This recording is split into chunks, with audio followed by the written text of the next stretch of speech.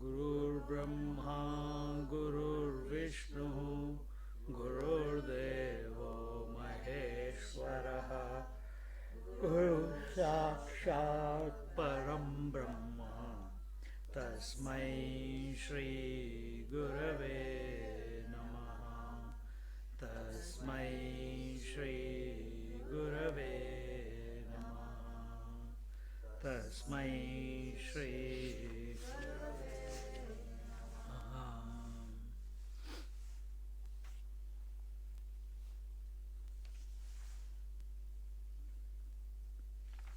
uh, the summary. We are in Amrutanubhav, chapter 1, Shiv Shakti Samavesh, and we are looking at the summary on page 89. Sant Jnaneshwara begins his joy of bliss with the invocation of the reality which comes in the life of the disciple as Sadguru. After offering his salutations to the Guru, the theme of non duality is invoked. The theme of non duality is invoked to seek the grace and thus ultimately the oneness of the multiplicity of experiences is invoked. So, first step is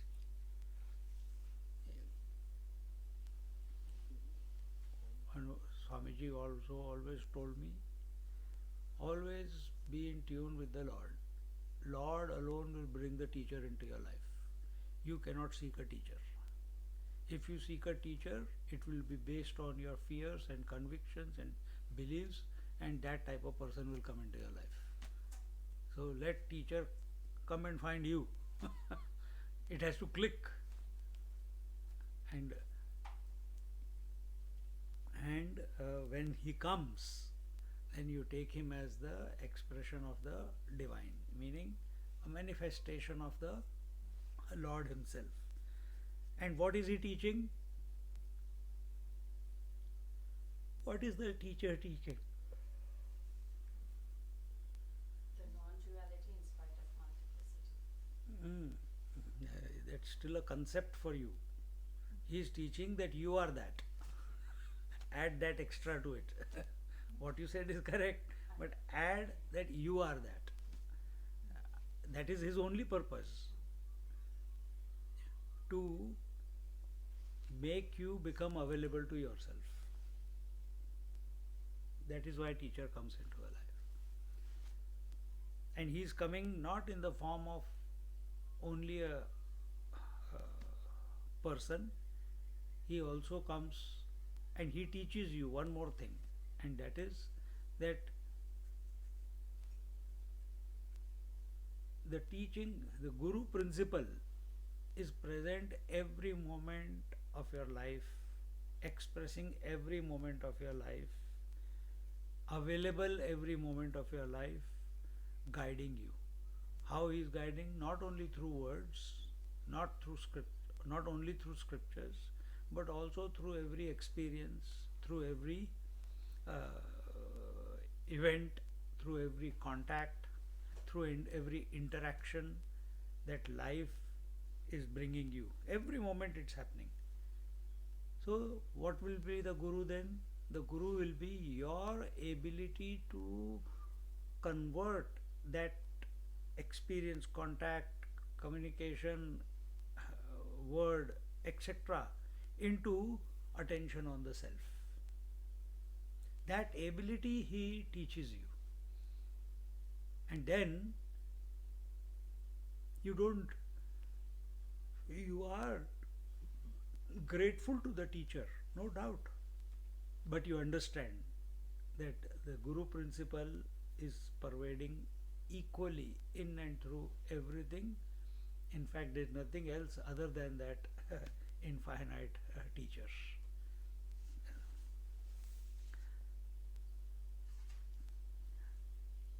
And in this way, the teacher, the theme of non-dual duality, non-dual, Ishvara Advayavad.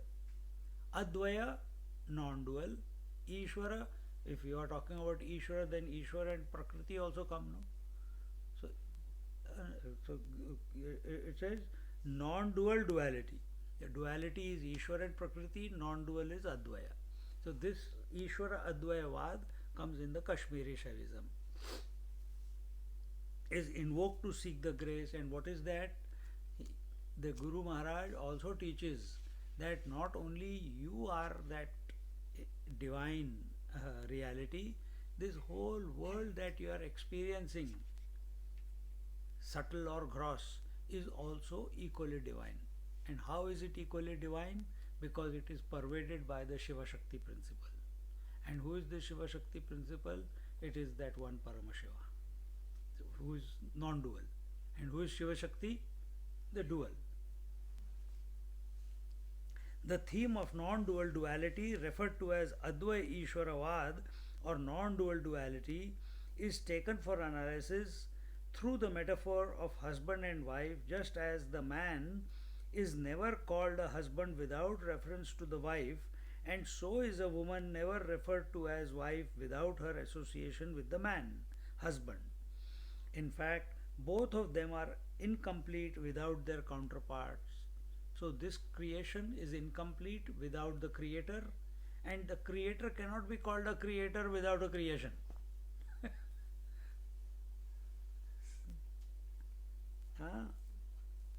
Their mutual love is so intense that they separate again and again to discover the joy of unity. And it is not that they want to separate from each other again and again. It's a phenomena which is going on. We have explained that before.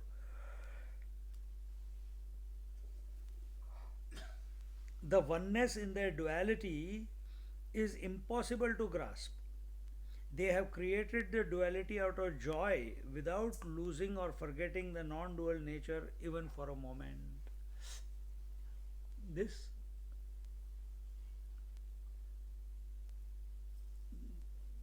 you have to experience, that how to live in this world without forgetting the essential self.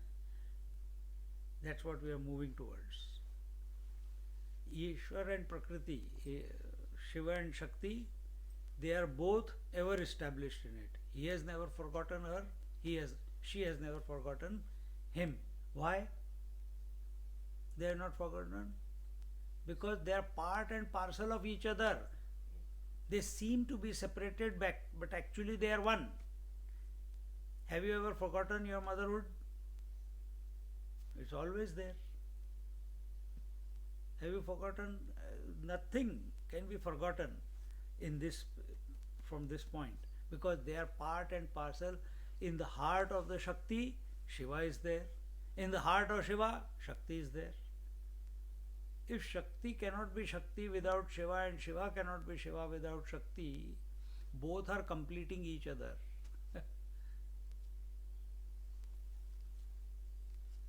And yet the drama continues. Yet the drama continues. The drama of creation. The drama of both of them interacting with each other, separating from each other, uniting with each other. This drama continues. Up to this point, Shiva Shakti maintained their oneness through unmanifested manifestation, and thus created a child called as universe. They support the world of change of things and beings, and yet do not allow the sense of plurality and otherness to overpower them. In the duality, the Shiva Shakti glorify each other in the light of consciousness, and thus they live in oneness. So just like that, just like all your roles are present within you, but not manifesting when you are in sleep. So what has happened to all your roles? They have all merged back into the source, isn't it? So where is the husband gone? Where is the wife gone? Where is the mother gone? Where is the whole universe gone? When you go to sleep, it has gone back into its source. So can you understand that? Where is that it has gone? You can't understand. You can only understand source, but you don't even know what the source is. You have a concept of the source. You have an idea that there is something called mind. You have never seen mind. See. But at our level, just like the whole universe goes back, becomes unmanifest, and we cannot understand when it becomes unmanifest because mind is not there at that time. Similarly, Shiva and Shakti, they cannot be understood. And here it is said that they support the world of change of things and beings and yet do not allow the sense of plurality and otherness to overpower them. If this is what our goal is, then is this not should be our beginning? That when we live in this world, we should not be influenced, hijacked by the world. We should not get disturbed by the world. We should not get excited by the world. We should not complain about the world. Isn't it? If this is the destination, so why not start?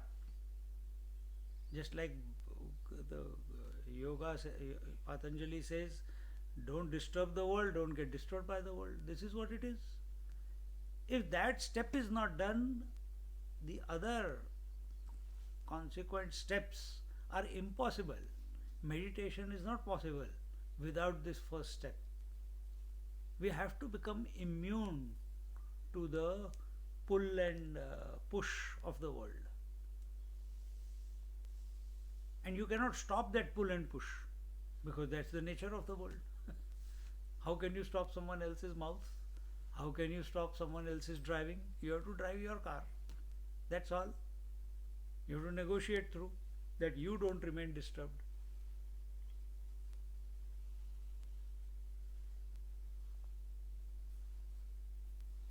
So this knack of living in this world, yet never forgetting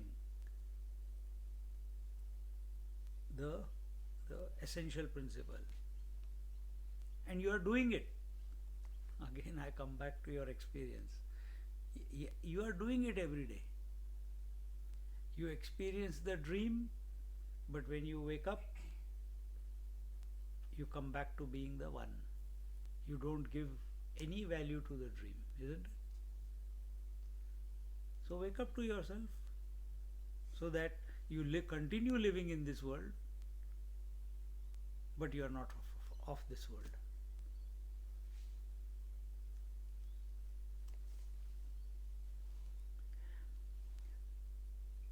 Shiva Shakti glorify each other in the light of consciousness and thus they live in oneness.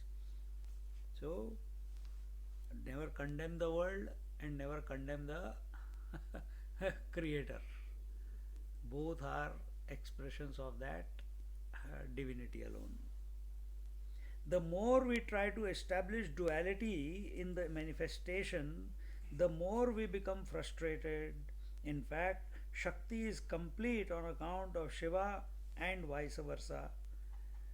And Shiva is complete without, excuse me.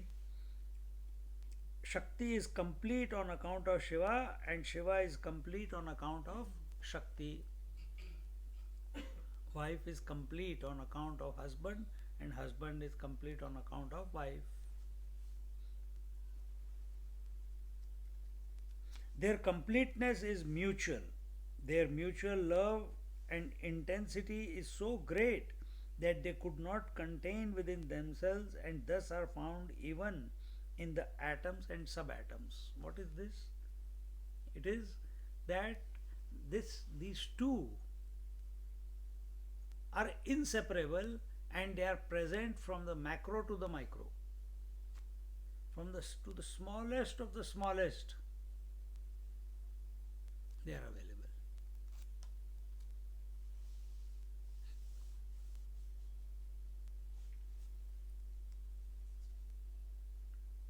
Because without these two, that atom is also not possible. Not possible.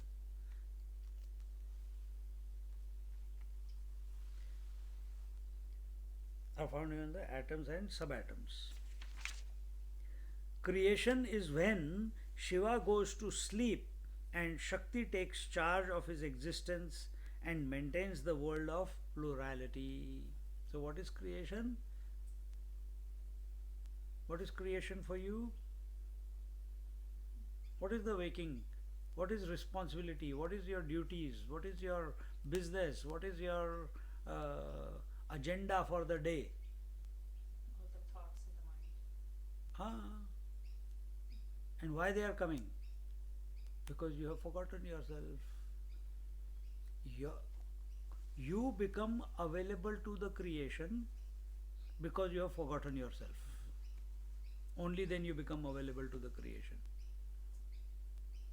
And when you, so hear what is said, when Shiva is sleeping, then Shakti takes charge of the creation. So when the self, we are sleeping to our own self, then Shakti, the mind, takes charge of the creation. So now look at your life. Who is taking charge? Are you living in this world from the self point of view, or you are living in this world at the mind, in the mind, as the mind?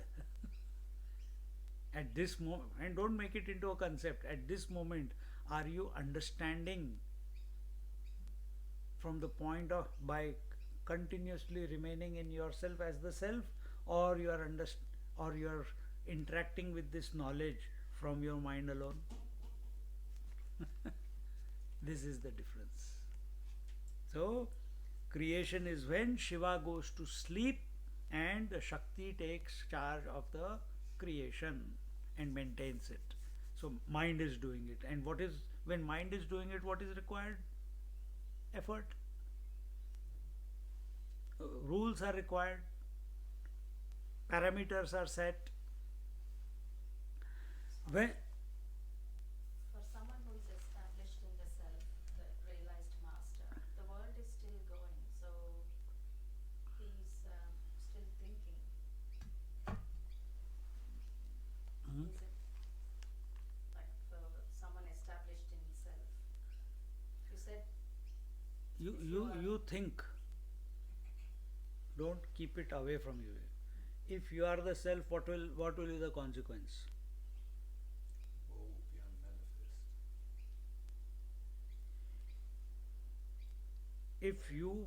If your mind merges into the self, what will be the consequence? Huh? bliss. Yes, bliss.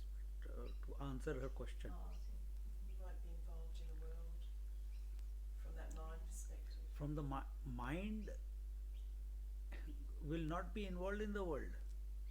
If you have come to realize the self, then waking, dream and deep sleep is not a problem for you.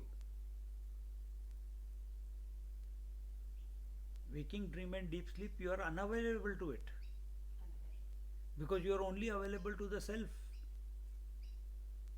If you go into Nirvikalpa Samadhi, you are available to the self, but when you come out, the world is again there. But for those realized masters who are continuously abiding in the self as the self, they are unavailable to the world. Therefore, Balavat, Pishachavat, Unmattavat. They don't function the way we do. See? When one of them wakes up suddenly,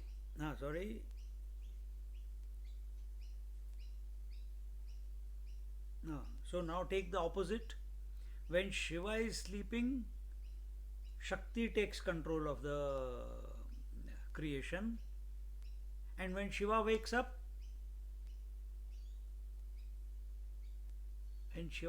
what happens? The Shakti goes to sleep. Meaning, when you wake up to yourself, the mind will vanish. When you are asleep to yourself, when the self is sleeping, your self-awareness is not going on, then the mind becomes manifest. into multiplicity, isn't it? This is what is told here. You're getting it?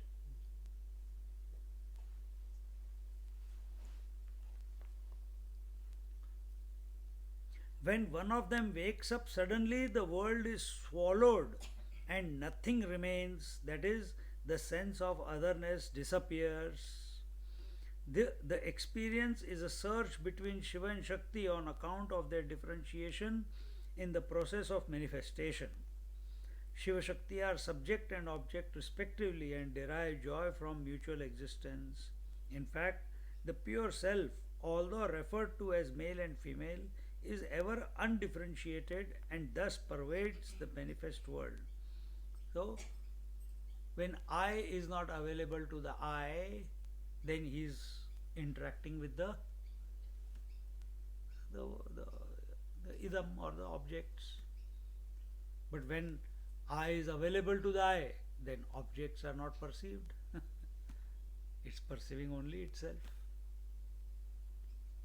And here he is saying what? Is ever undifferentiated and thus pervades the manifest world. Because of this two-ness of Shiva Shakti, the one is never divided, just like the sound from two sticks or the fragrance from two flowers is never divided. It's one and the same. So this fragrance of Shiva Shakti, who are essentially one, is pervaded in all the multiplicity, in and through the entire creation. And when we come to masters, if you have been, those masters who have recognized or realized this oneness, are abiding in that oneness, out of them this fragrance starts coming, the divine fragrance. Go into arms of Ammaji, or those who have experienced Baba, Satya Sai Baba.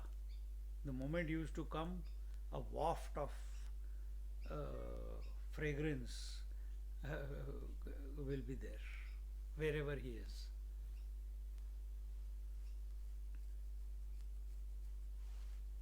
And what is this fragrance? This fragrance is a fragrance of auspiciousness. You feel, if you go to the temple room where mom does puja every day, you go into the room, you smell karte hi acha, it feels so nice. I should light here also. But the same chapati fragrance, dal fragrance, rice fragrance, and compare that with this divine fragrance, your mind quietens. In any other fragrance, either you like it or you dislike it, or you desire it. This fragrance, you feel calm, cool, collected, at one with yourself in this divine fragrance.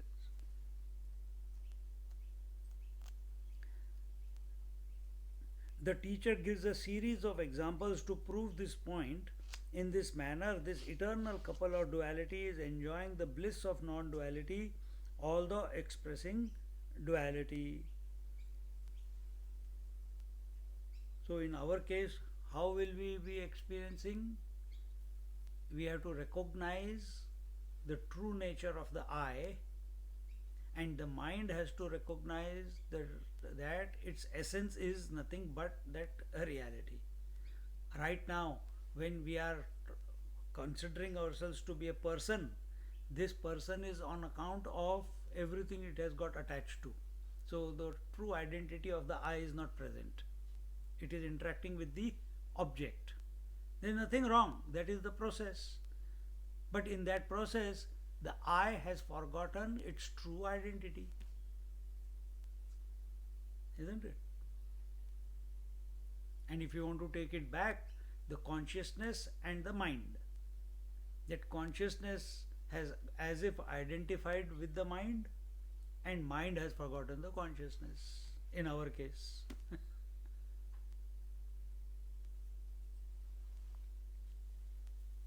But if we could come to a point where both this happen, that consciousness knows that the mind is not other than itself. Because what is mind? Consciousness with thoughts. So if consciousness knows that I alone am, and this is only my vibhuti, this is only my expression, it will not even say that actually. And mind comes to know that, yeah, I cannot stop the thoughts, but I know my essence is nothing but the consciousness. Then you are there. Nothing needs to be done. Nothing needs to stop. Nothing needs to be created. Nothing needs to be destroyed. Everything is as it is. And you are there. So what is that? You are moving through the duality without losing the non-duality. And it's not a thought process. What we are saying, here it is a thought process. But the culmination of it is not a thought process. It is a sense of a being.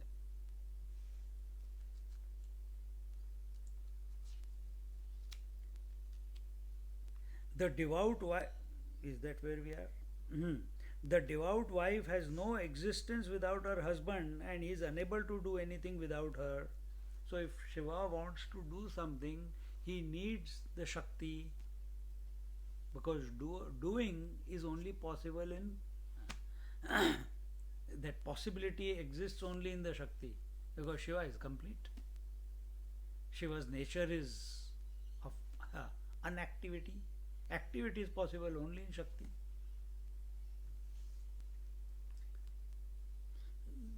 Without her. Thus, there is undifferentiated separateness in them.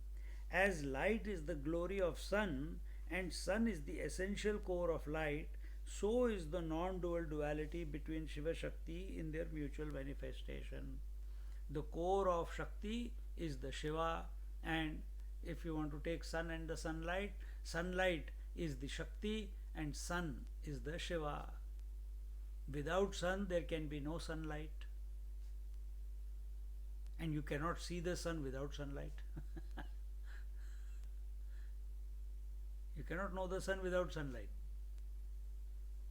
Exactly the same way. Does Shiva know Paramashiva? Shiva knows Paramashiva. Does Shiva knows in the sense of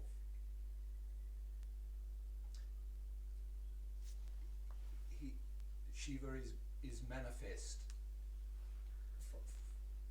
Get there and find out, man.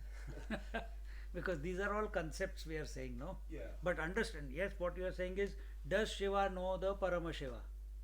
Does the mind know that there is consciousness? Of course you know. But Shiva is also beyond the mind.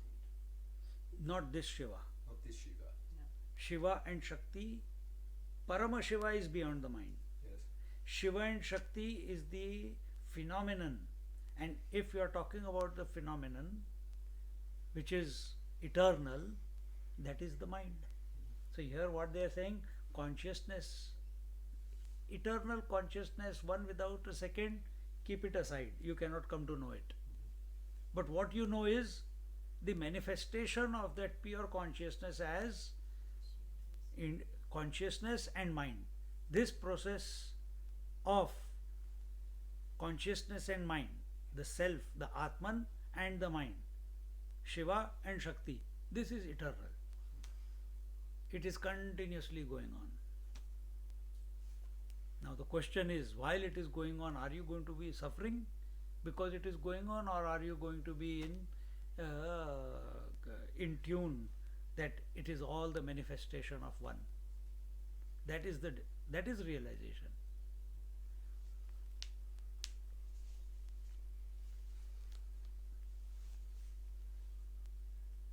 So is the non-dual duality between Shiva Shakti in their mutual manifestation.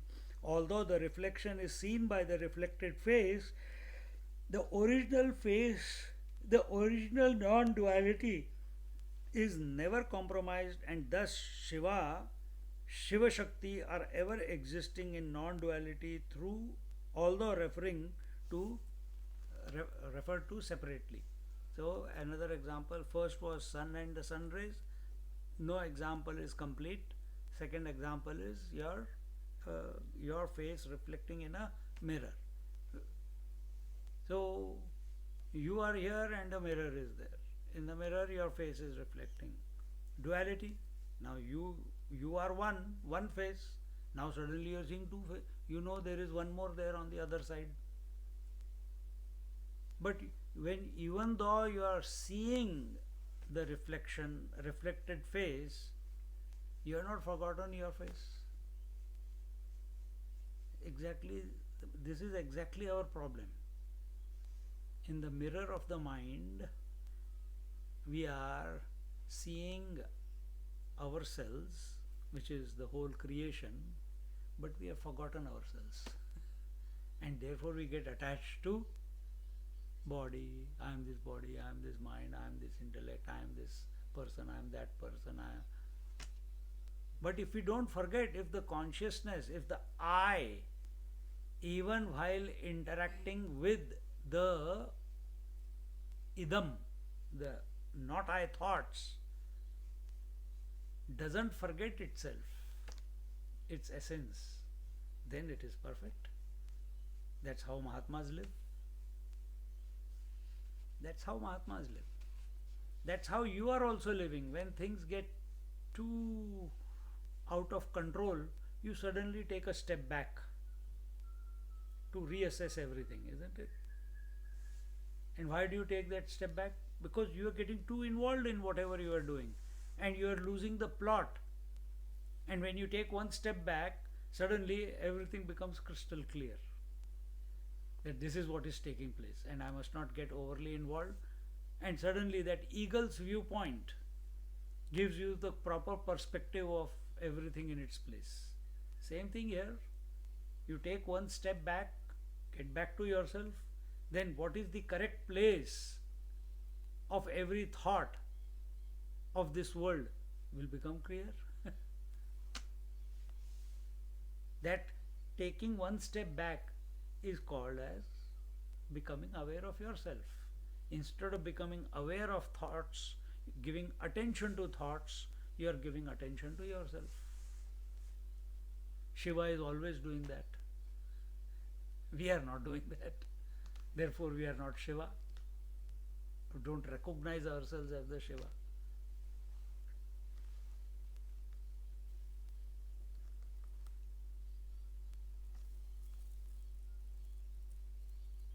There is no glory to Shiva without the beloved Shakti, and she herself manifests as his glory. So there is no glory to Shiva. There is no glory to the sun without sunlight. That is his glory. And then his beloved Shakti, his son's beloved sunlight, sun rays, she herself manifests his glory. So what is the rays themselves manifest the source of the rays. The reflection, even though you are looking at the reflection, but you are doing everything on your face. Your attention is on your face. Eyes are looking at that. But your attention is on the original, not on the reflection.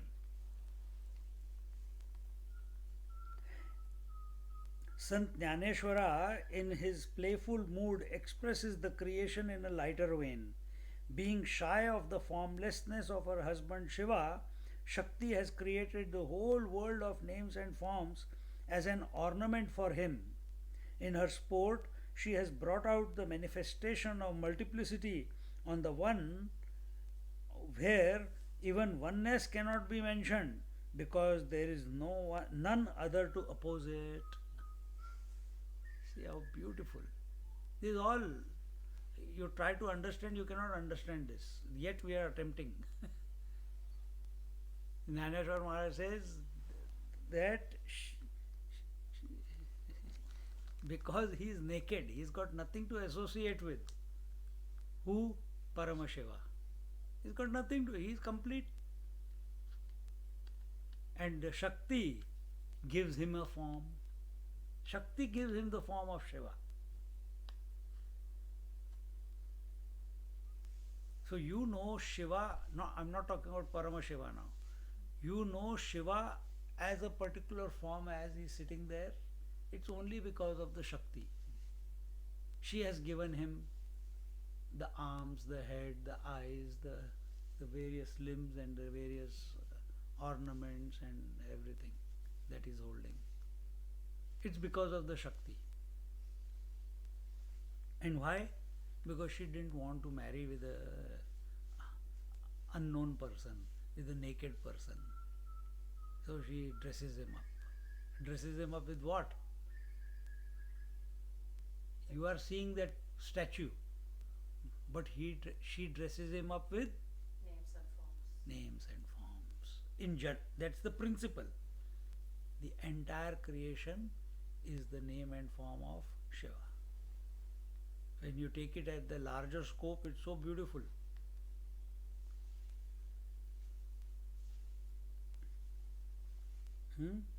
Being shy of the formlessness of her husband, Shiva. So, who is formless? Paramashiva is formless. And she wants to give him the form, so she creates the names and forms. So, when we say Shiva goes back to sleep, in that sense, or goes to meditate, where does he go back to? He goes back to being Paramashiva. And when he goes back to Paramashiva, that time Shakti has to maintain the creation. So when you go to sleep, someone is maintaining your heartbeat, your breathing, your digestion and your blood flow and all the physiological processes that are taking place. Who is take care of that? You are not available. Someone is taking care. And you have this feeling that in the waking, you have to be in control of everything. If you don't, if you go back to yourself even while waking, there is this Shakti. She will take care of everything. It's your experience. Then why fear? Why fear? Letting go of everything you call mine. Why fear? Have the courage, because it's happening every night also. Again, your own experience. Your body is maintained without your will, without your conscious act in sleep. Have the trust, faith that if I merge into myself, if I become aware of myself, I get established in the self, whatever is required will be taken care of by the Shakti. But this thought doesn't come to us. We live in fear. Why? We want control. We want to be the Lord of our creation. Shiva is not controlling the Shakti by dictating to her. No. It is by love. It is by seeing that she is not other than, by having faith that she will not do anything wrong. Because how can she do wrong when she is part and parcel of him? This complete trust is the love that they are Jnaneshwar Maharaj is talking about. Do we have the same trust for our mind? That every thought that will come in our mind, we trust that it is the right one and it is born out of the intrinsic love that the mind has for the self. Can we say that? We doubt our own mind, isn't it? Yes, no, maybe. So many. Think. And yet the same mind is functioning in a Mahatma also. There the equation is different. It is like this.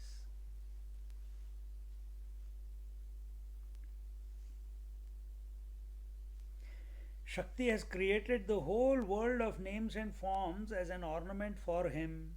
In her sport, she has brought out the manifestation of multiplicity on the one where even oneness cannot be mentioned because there is none other to oppose it.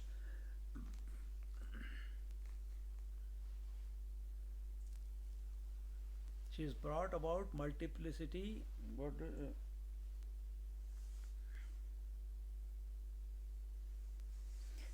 She has brought about manifestation of multiplicity on the one, where even oneness cannot be mentioned, because oneness, the word oneness, is also a sticker on that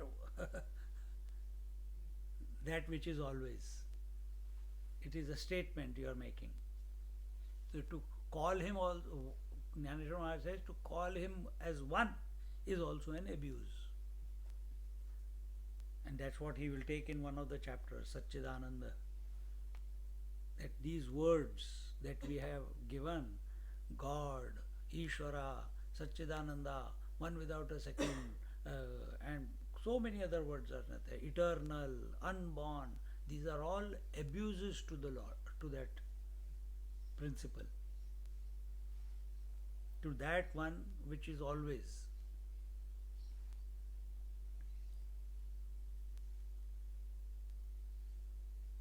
Shakti has glorified her husband by her own body, and he, Shiva, has hidden himself for the glorification of his wife. And thus, through mutual glorification, they hide themselves. So Shiva hides himself so that she gets importance. She is recognized. And she hides herself, or she manifests herself, not hides. She manifests herself or creates the multiplicity to glorify her husband. So she is producing names and manifesting names and forms as an ornament to Lord Shiva, so that you see the glory of Shiva. And Shiva is hidden inside, behind the names and forms, so that you enjoy the names and forms. And see the glory of the names and forms. How beautiful. Huh? If this is the attitude of every husband and wife, if this is the attitude of two friends, if this is the attitude of everyone towards everything, what a beautiful world will it be.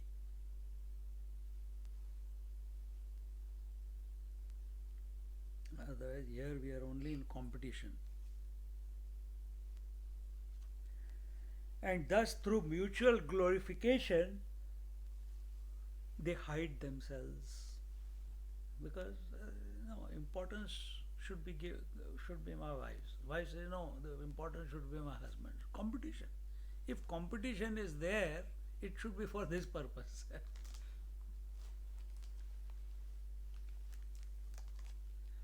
Desiring to see her glory, he takes the role of a seer, and when the names and forms are not seen, he drops that role.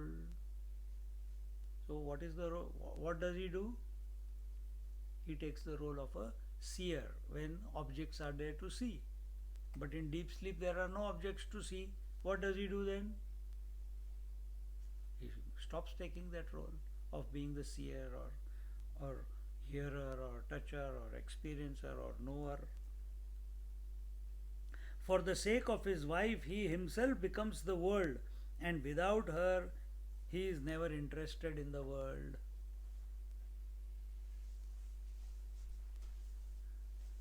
Is this our interaction with the world? Is this our interaction with the world, meaning our mind?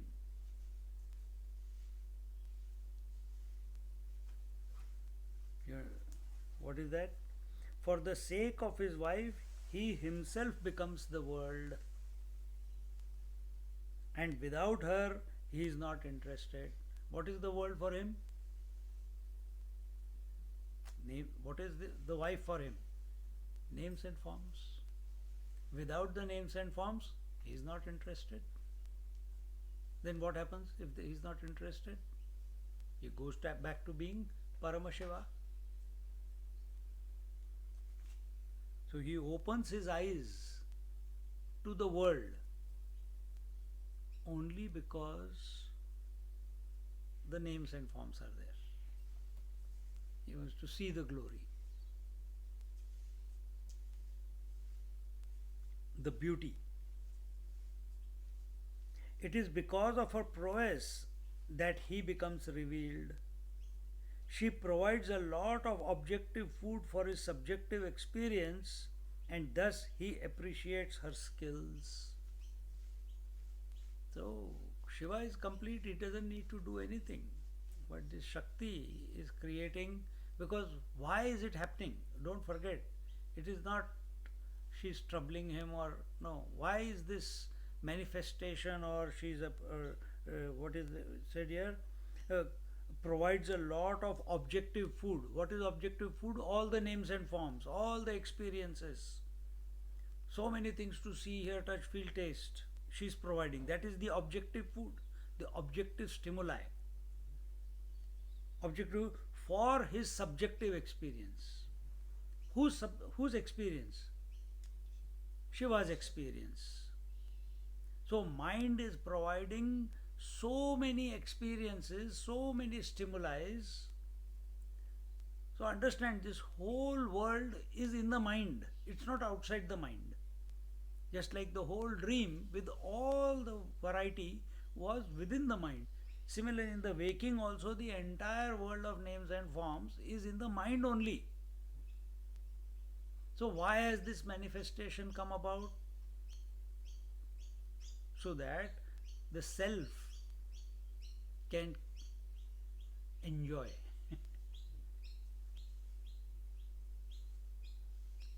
But what are we doing? With all the names and forms in the mind, instead of remaining in bliss all the time, we are remaining in misery because we got attached. Attachment means we want to own. Love means you set it free. You don't own. So Shiva and Shakti, they don't own each other. Shiva and Shakti do not own each other. They are in love. But in our case, I and that, immediately what we say? Mine. This is where the problem is. This is where the problem is. We have got identified. Shiva and Shakti can never get identified. Why? Because they are not separate. You are identifying. Why? Because you think mind is separate, experiences are separate, world is separate. And therefore, out of control, you collect knowledge, you collect this, you collect that, in order to maintain your control over the Prakriti. Your body, your jobs, your businesses, your health, your memories. Look at our language. Yesterday only somebody said, Swamiji, I am losing my mind. I said, what happened? No, dementia is setting in. I am not remembering the things the way I used to remember. I said, good. My approach is like that only. No. Why? Why this complaint? Because we want to remain in control. Where is the problem? Every night you become with zero thoughts. That time you don't complain. In waking, if it is happening, then you start complaining. You don't complain about the dream completely going out of existence. Not even a single thought, oh, I have lost everything in the dream. But in waking, we are making all the issues. Reassess your identity. Think like the Shiva and Shakti are thinking, are interacting with each other. You interact with your mind in that manner, out of pure love. If there is pure love, then mind will automatically sort itself out.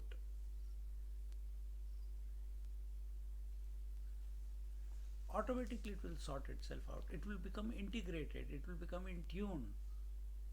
Right now, our mind is not in tune with the self because it is not thinking of the self, it is thinking of the world.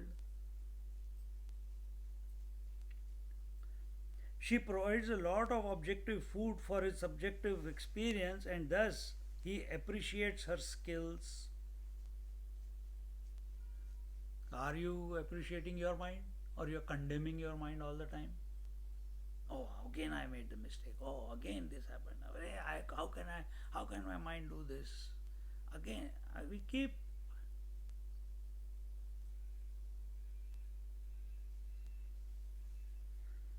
After food, when Shiva is asleep, she creates the world of things and beings, but when she retires to take rest, even the husbandhood of Shiva disappears. I just opened, she wants to come in. Otherwise, she'll keep screaming there.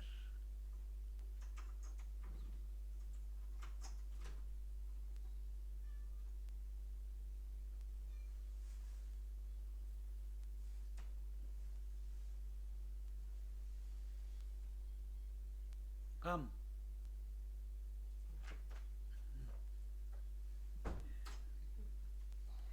Wants to be in the class.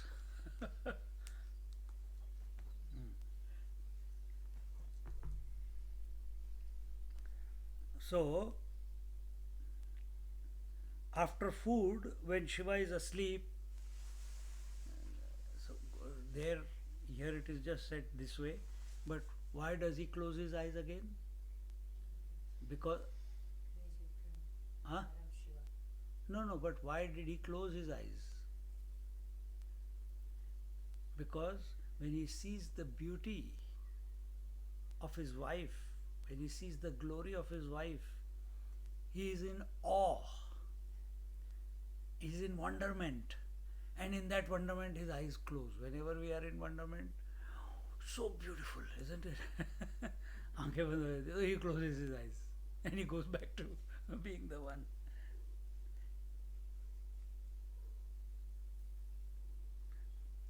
And beings, but when she retires to take rest, even the husbandhood of the Shiva disappears. So his identity as Shiva also disappears when she stops manifesting. Indeed, they are like a mirror to each other. The joy of self bliss becomes enjoyable for Shiva due to Shakti. In her absence,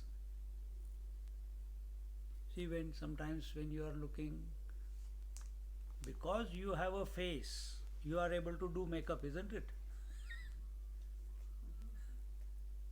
Right or not? Because you have a body, you can exercise. Because you have a mind, you are able to think. And when you are available to that, when out of the blue some idea strikes in the mind, comes in the mind, some creative solution comes into the mind, some expression which is not normal, and suddenly you realize, arey, where did that come from? Yesterday one person came to the class and he said, Swamiji, he didn't know, he is not come to the class, only sometimes he comes with his wife. They came with me to Kailash, and 10 days ago or so, when he was waking up from the sleep, a thought kept reverberating in his mind. Chaturbhujaya Aya Namaha. Chaturbhujaya Namaha. Chaturbhujaya means Lord Narayana in the form with 4 hands. Shankha, Chakra, Gada, Padma. Conch, Sudarshan Chakra, the wheel of time, the mace and the lotus. And this was going on in his mind for last 10 days. He doesn't know what. He told his wife, oh, something must be coming, something is going to happen. And they were both waiting what will happen. They don't know. And they got no idea what is going to happen in Bhagavad. They go to many other satsangs, maybe there something, no. But they came yesterday and they sat in the class, and the topic was about this one, and the topic was how to meditate on this form of the Lord. and he was crying. Both of them were crying. And afterwards he comes, Swamiji, I don't know what to say. I go, what you say? This is when such thoughts come, we appreciate, isn't it? It's wonderment. It's not our creation. We know this thought did not come by our will. Same is the condition of Shiva. If we can live like this every moment, that every thought that is coming, every idea that is coming, every decision that is being made, you just stand apart and let it happen.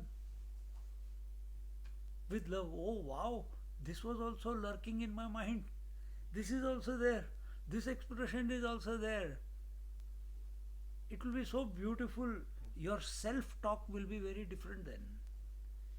Not self-condemning, not self-sabotaging, not self-judging. We talk with ourselves maximum, isn't it?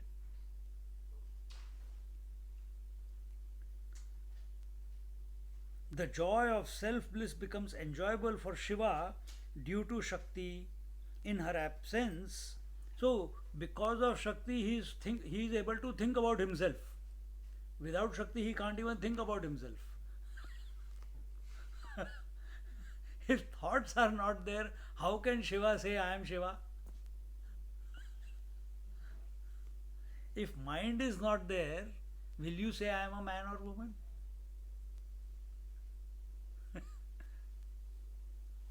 In her absence, he can't even be an enjoyer. Their experience of union is like the speed embracing the air or the brightness to the gold. They are one and the same. The source and the glory are inherent within each other.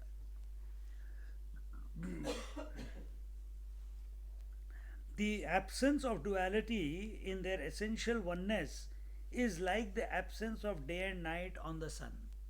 Now, see again, examples are being taken to hone in a point for you.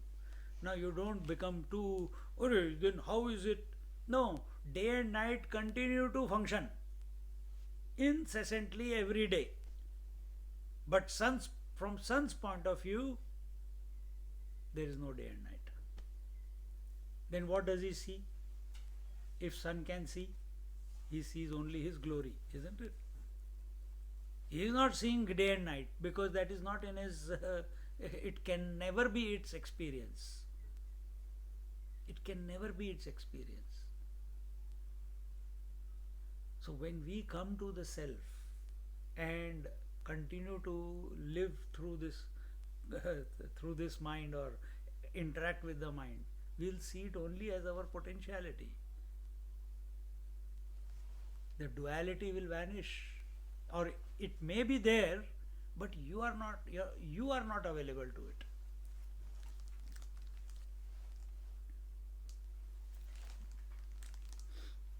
Sant Jnaneshwar salutes these eternal parents of the world. In an attempt to salute them, the seeker disappears in the experience of oneness. So what is this salutation? Salutation, normal act of salutation or prostration is prostration. We go to the temple, we close our eyes. We go to the temple, we lie down. We don't lie down with the head up and body like, no, when we lie down in front of the Lord and do prostrations, our eyes are closed, isn't it? And why are we closing our eyes when we are going to see the Lord? Because we know He is within.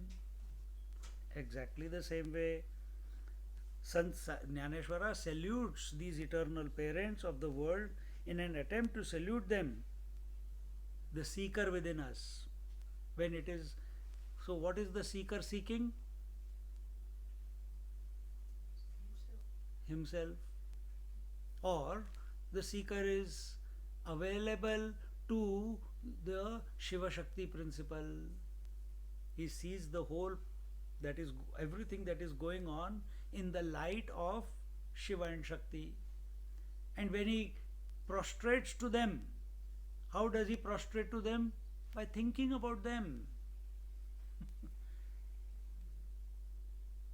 By thinking about them. along with what it represents.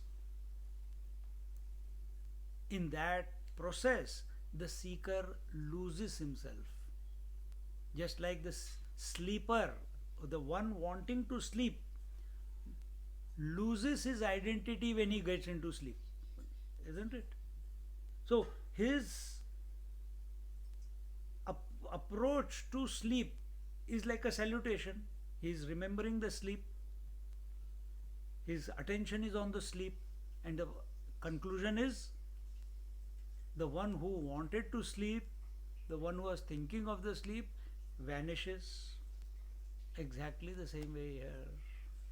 The seeker who is wanting to know the Shiva Shakti, who is saluting the Shiva Shakti, merges into Shiva Shakti. Understand this as a principle. Understand this is what is happening on your daily basis.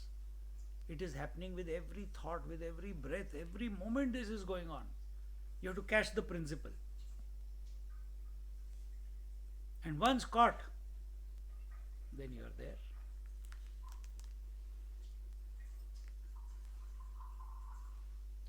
In his attempt to know them, the knower does not only drink the water of known, but jumps into the flow of knowledge and disappears himself.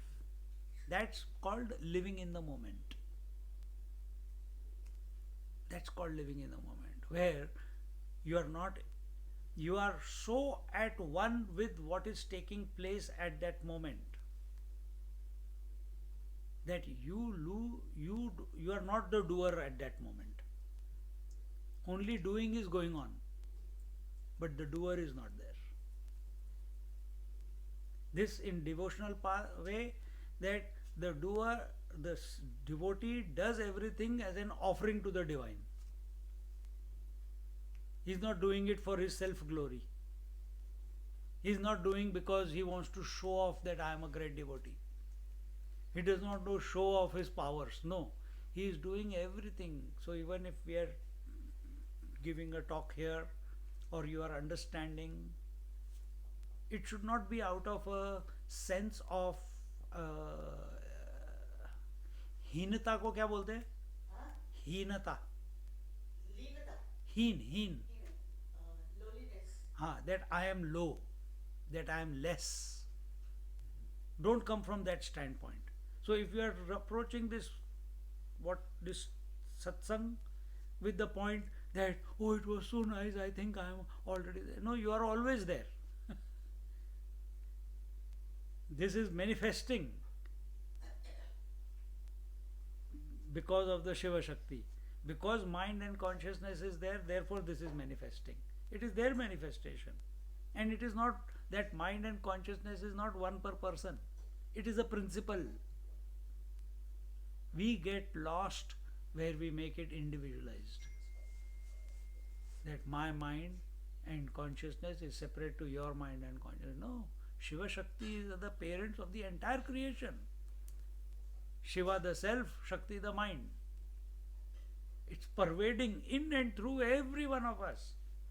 What will be the scope? Be available. Be available to that. ज़्यादा सोच रहे हो. Trying to work, she's trying to work it out and feeling sleep. Eyes are going like that. Can't work it out. Allow it to wash your mind. Don't, did I miss that? You can't miss anything. Because what is being told here is already happening with you. Just be available. You came from work?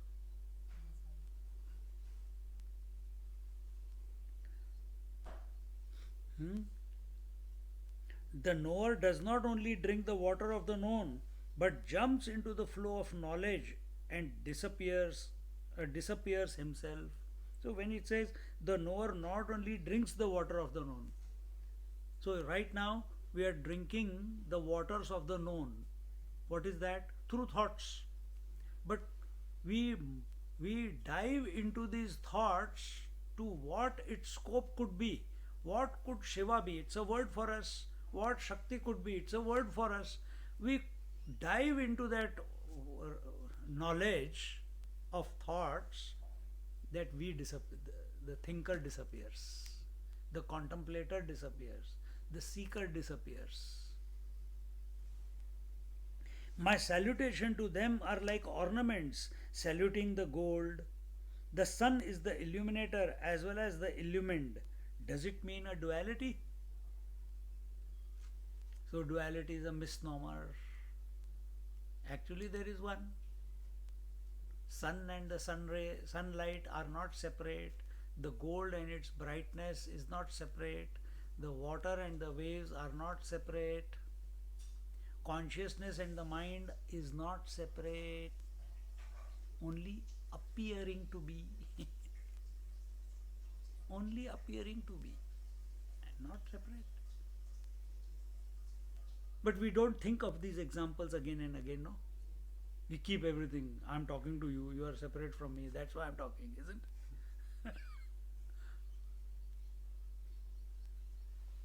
But start looking at your mind. Don't go outside.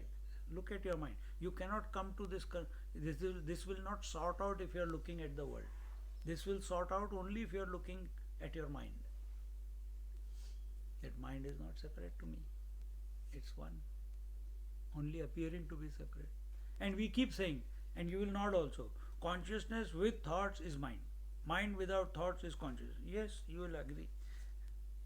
And if I make, after a few classes, I'll say consciousness, and you'll say with thoughts is mind. You'll complete the sentence. So you know, both material that has gone into making the both is consciousness only. Then why this distance that is created within ourselves? And if the whole creation is in the mind, why are we feeling so distant from the creation?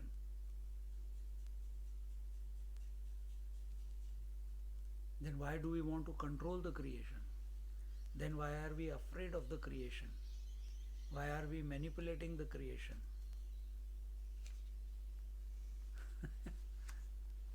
Everything will get sorted out.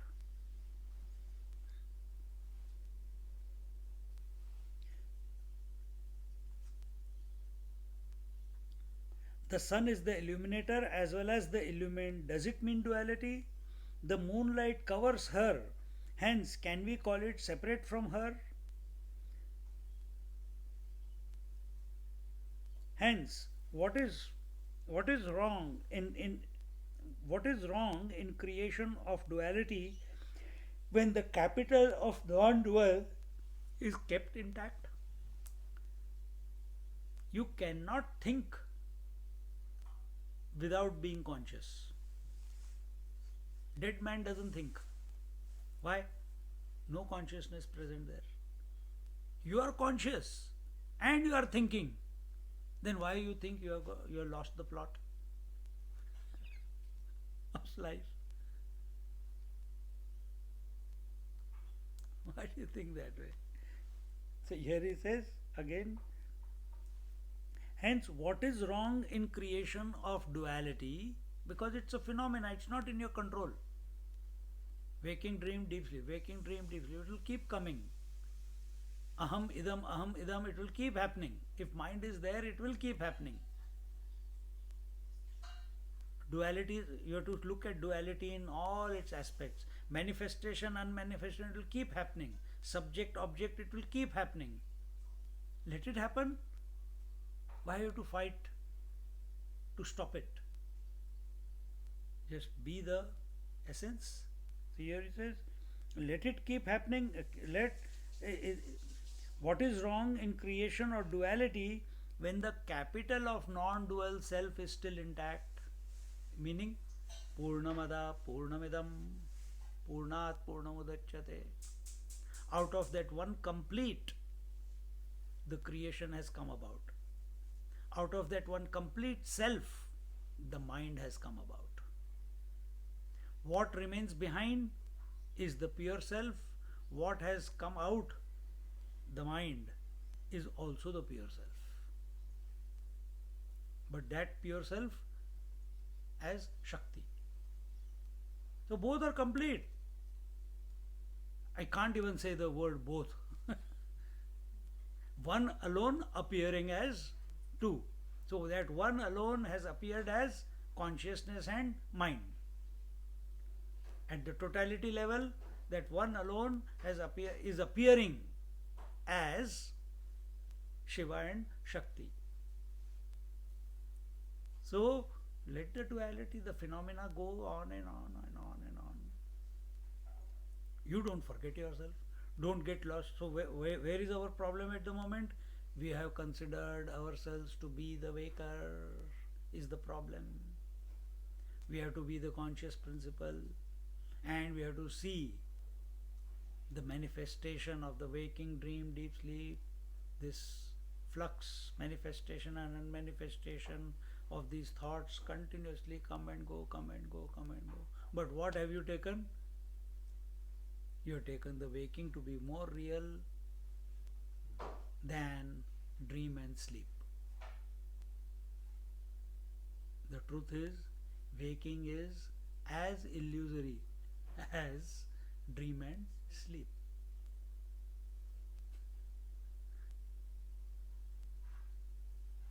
Now don't come with the question, then what is the purpose of life? There is no purpose of life. You stupid purpose of life.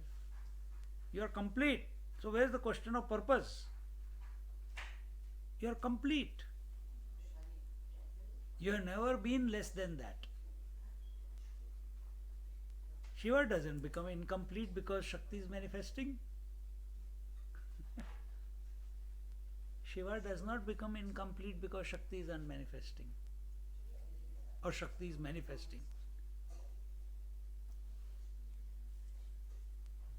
And Shakti doesn't become incomplete if Shiva is manifesting.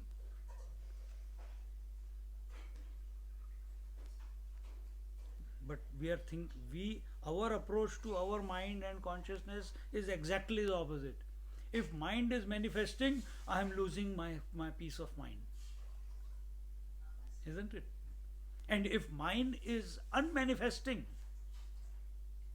I think I am losing my memory. Instead of saying I am losing my memory, why don't you say I am being myself, my original self? We have a misconstrued take on the whole thing. If too many thoughts are coming, I am losing myself. My mind is out of control.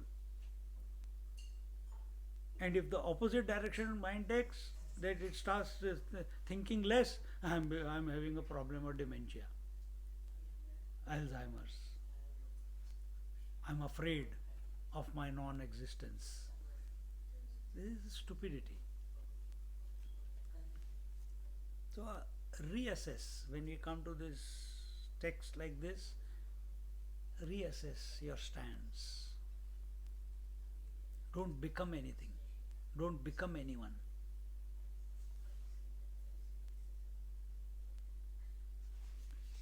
We quickly finish. In fact, duality is a bonus on non-dual experience.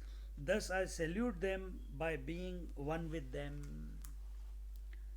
This Shiva Shakti arrives in the life of a sincere seeker in the disguise of a Sadguru.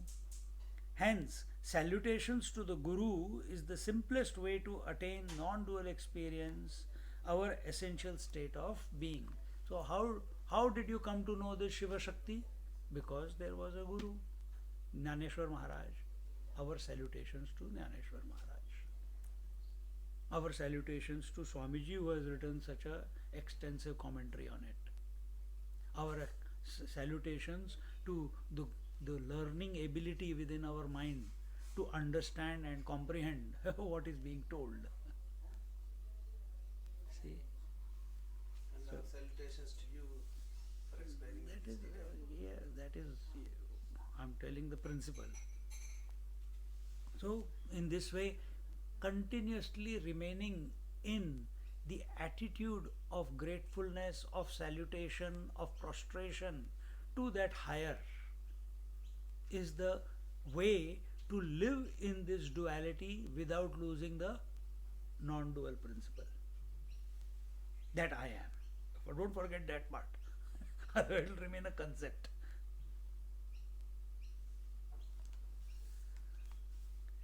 Om Purnamada Purnamidam Purnat Purnamudachyate Purnasya Purnamadaya Purnamevavashishyate. Om Shanti Shanti Shanti. Harihi Om. Shri Gurubhyo Namaha. Harihi Om. Sit quietly for a minute.